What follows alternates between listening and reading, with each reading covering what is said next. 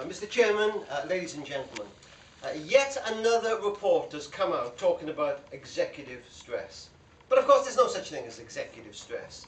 There's only stress. And it affects all kinds of people in all kinds of ways. Near here will be a tall building. On the top floor will be a single parent mum. The flat was broken into for the second time this week, yesterday. The gyro check hasn't arrived. This newborn baby will not stop crying. And you hear a piercing scream a block away. That's stress. A boy of 7 on Monday morning will wake for school. And in his stomach will be the old feeling because he knows the same boy will bully him in maths. He'll tell his mum he's got a headache and he feels sick. That's stress. It affects every man, every woman, every child, rich and old. But what is it? Well, physiologically, it's pretty easy to work out what it is. Imagine you're walking down a street and there's a bus coming towards you. It's a number 20 bus. It's manifestly out of control. The bus driver's had a heart attack. He's slumped across the wheel. The bus is hurtling towards you. Your brain will ask you 2 questions. Do you want to run away from this danger or fight it? Psychologists call it the fight or flight response. It happens every time we get under stress. You say, I'd like to run. I've never ever won a battle with a number 27 bus. I want to run. But you are 85 years old. You haven't run for the best part of 60 years. Never mind, your brain will go into action to help you do just that. It will start pumping adrenaline into your bloodstream. That will get your heart beating faster. It will now scour your body for areas where the blood is not needed. It wants to get the blood to your muscles and to your brain. It takes it first from the digestive system. That practically closes down. Do you remember what you used to say when you were a child, before you walked into that examination room? You used to say, I've got butterflies in my stomach. Because when you walked in, your brain said, do you want to run away or fight? And it took the blood from your digestive system to get it to your muscles in case you wanted to run. Do you remember how you described that person in the office that drives you crazy? You say, I can't stomach her. Because as you see her there, in the gut, you feel it. The brain will order a chemical that clots blood to move through your bloodstream just in case you get hurt in the fight. It will order cholesterol now to carry long-distance fuel now the digestive system is closed down. Ladies and gentlemen, the threat of problems to cholesterol linked to stress dwarfs having a little butter on your toast in the mornings. The nostrils flare, the throat dilates. Under extreme stress, the brain will order the bladder or even the bowel to empty itself, so you may be lighter and run a little faster.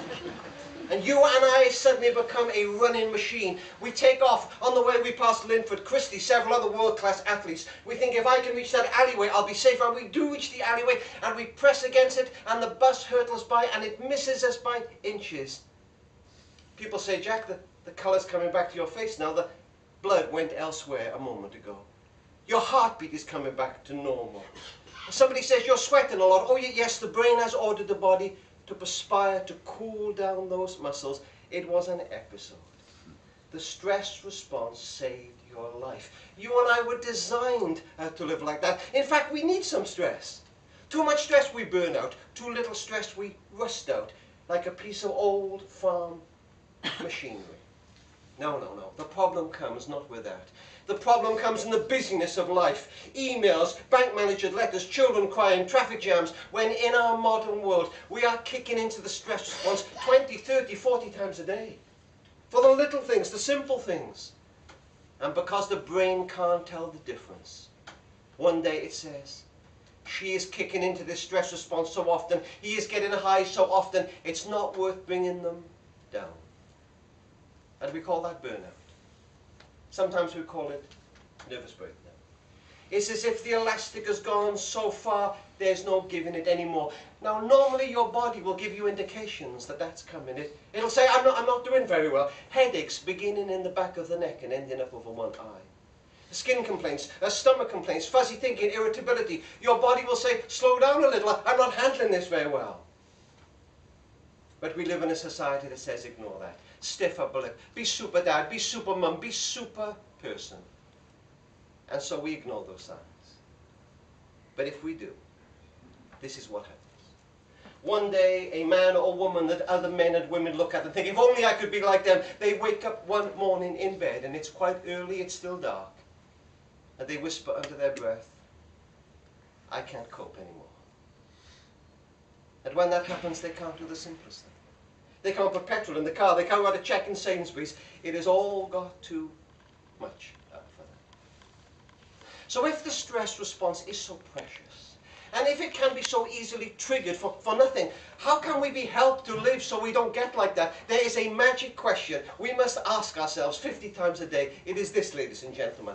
Why is this such a big deal to me? Is this something I should really get stressed off about? We're in a post office queue. We've been there 20 minutes. And suddenly we perceive that the woman behind is coming up on the rails. We think, no way.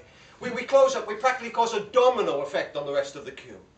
And then to our horror, we notice she's using the old handbag technique. She's putting her handbag in. She's going to come in behind this thing. We are getting stressed. We feel our heartbeat pumping. The cholesterol is going through our bloodstream. It is lining our arteries.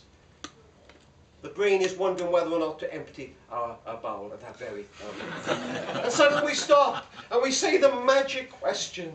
Why is this such a big deal to me? This is a post office queue, for goodness sake. If I'm getting screwed up in a post office queue, what hope is there when major trouble comes? And we step back and we say, well, would you like to go in front? And she says, no, you were here first. And we say, oh fine. We're going down a motorway and the inside lane is coned off. And so because we're careful drivers, we come in, but somebody is coming down that inside lane. And they're going to try and get in just in at the pinnacle of the triangle. When you will reach it, you think, no way. You're getting hot, you're getting flustered.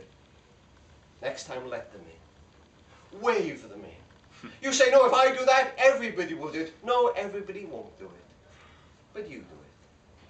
Why is this such a big deal? Ladies and gentlemen, you and I were not meant to burn out. And we were not meant to rust out. We were meant to last out.